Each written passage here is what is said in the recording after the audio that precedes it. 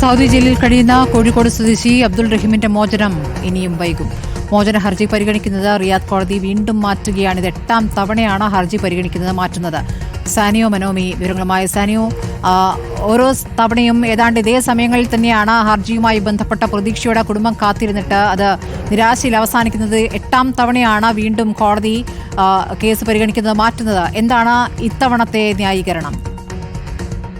സ്മൃതി, കോടതിയിൽ നിന്നുള്ള കൂടുതൽ വിവരങ്ങൾ ലഭ്യമായിട്ടില്ല. അതായത് കേസ് മാറ്റി എന്ന് മാത്രമേ ഉള്ളൂ. ഏത് ദിവസത്തേക്കെന്നോ എന്തുകൊണ്ട് മാറ്റിയെന്നോ വിശദീകരണം കിട്ടാനുള്ള സമയമായിട്ടില്ല എന്നാണ് നമ്മൾ അറിയുന്നത്. സൗദി ബാലൻ കൊല്ലപ്പെട്ട കേസിൽ ഇന്ന് പരിഗണിക്കുന്നത് 8ാം തവണയാണ്. അതായത് 7 തവണയും മാറ്റിവെച്ചതിന് ശേഷമാണ് ഇന്ന് കേസ് വീണ്ടും പരിഗണിച്ചത്. അതും ഇപ്പോൾ മാറ്റിവെച്ചിരിക്കുന്നു. സ്മൃതി സൂചിപ്പിച്ചതുപോലെ ഒരു കുടുംബം എല്ലാ തവണയും ഏകദേശം ഈ സമയത്ത് തന്നെയാണ് പ്രതീക്ഷയോടുകൂടി കാത്തു നിൽക്കുന്ന ഒരു സാഹചര്യം ഉണ്ടായിരുന്നത്.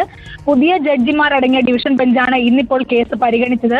34 കോടി രൂപ ദിയാദനം സ്വീകരിച്ച് റഹീമിന് മാപ്പ് നൽകിയിട്ടുണ്ടായിരുന്നു സൗദി ബാലന്റെ കുടുംബം. എന്നാൽ കേസിൽ സൂക്ഷ്മ പരിശോധന നടത്തുമെന്ന് കോടതി നേരത്തെ വ്യക്തമാക്കിയിരുന്നു. ആ പരിശോധന കഴിയുന്നതിന് വേണ്ടിയായിരിക്കും കാത്തിരിക്കുന്നതെന്നാണ് ഇപ്പോൾ നമ്മൾ മനസ്സിലാക്കുന്നത്.